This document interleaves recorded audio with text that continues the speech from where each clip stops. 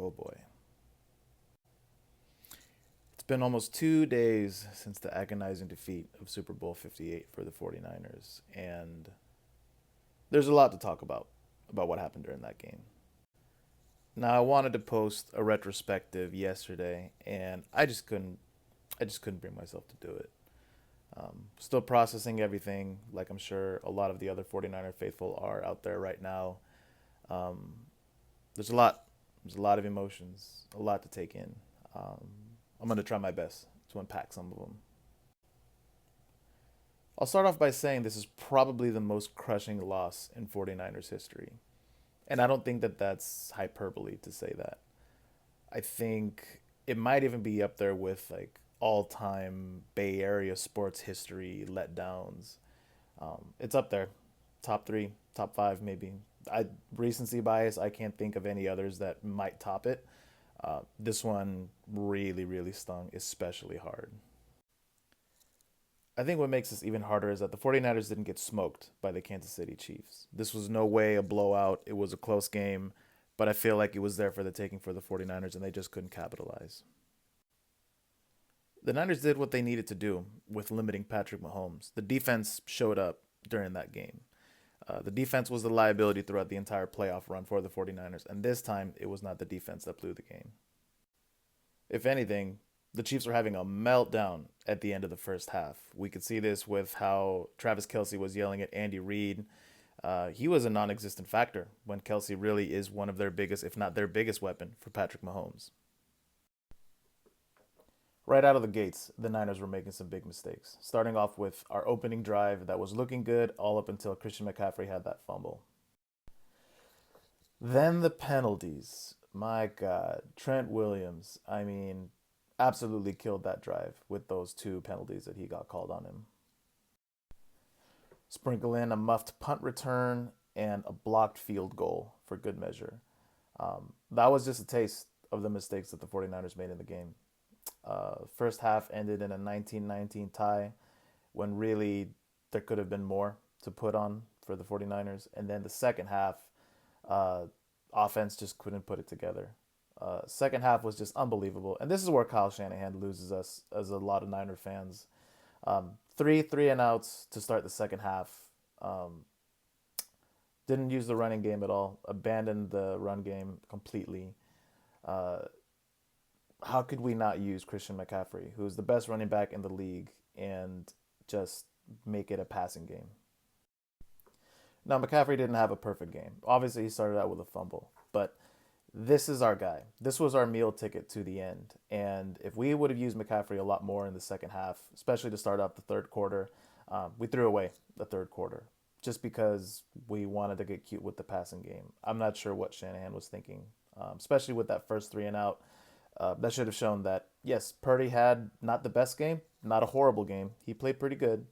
But how we just abandoned the run completely, it's beyond me. Let's look at Brock, shall we? Uh, 23 completions out of 38 attempts for 255 yards and one touchdown. So, not the best game, but Brock did enough and showed enough that I feel like with what he was able to produce, could have and should have won the game.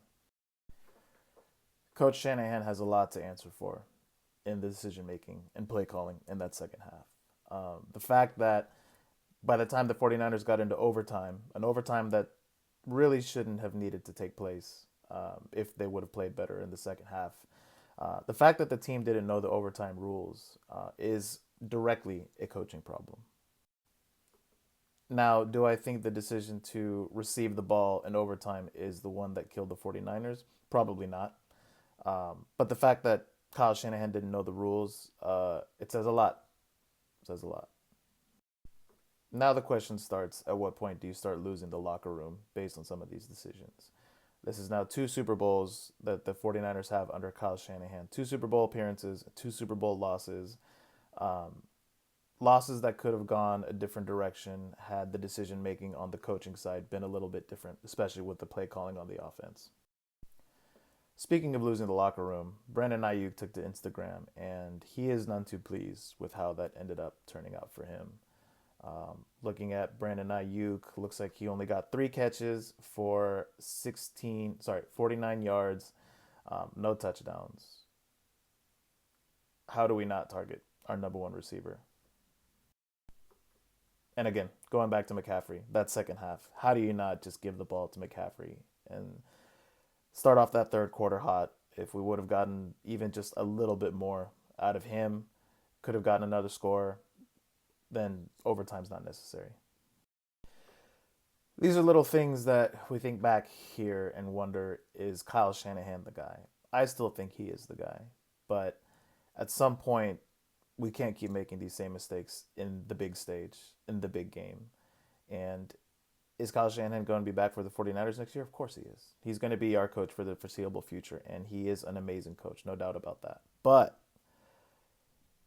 when it comes to the big stage, he's crumbled now 3 times, twice with the 49ers and one as an offensive coordinator with the Falcons with that infamous blown lead game. Some other roster, I guess, updates of note. Debo didn't have a great game. He seemed like he got a little banged up, but then played better after that. So him just not having a great game, I think, doesn't do us any favors. Kittle was a non-factor in this game. I should also say, what was the clip that went viral before the Super Bowl? Was, George Kittle manifesting that he would be back to the Super Bowl. Should have manifested winning it because he was, again, a non-factor in all of this. So there we have it. The season ends in a Super Bowl loss. Second one for Coach Shanahan. And now we have a lot of questions as to what happens next. I got to go back to Coach Shanahan on this one really quick because what makes this especially hard is he won't have a better roster than this one to win the big game. Like, this was the moment. This was their opportunity. This was their shot to get that 6th Super Bowl for the 49ers franchise. And they blew it. Coach Shanahan blew it. The offense blew it. Defense did what they had to do. Shouldn't have gone to overtime again. Everything was set up. Like, this loaded roster, this style of play, the 49ers being the 1 seed, everything went and got into the direction for the 49ers to get the Super Bowl. And they couldn't do it. They couldn't do it. So, next season, I should say, core of the roster is going to stay intact. Some free agents, but the big names all are pretty much staying. But what's next? Feels like anything less than a Super Bowl victory is a failure at this point for this team. They've been so good for so long under Kyle Shanahan, and we've blown it twice. So, what is going to happen next year?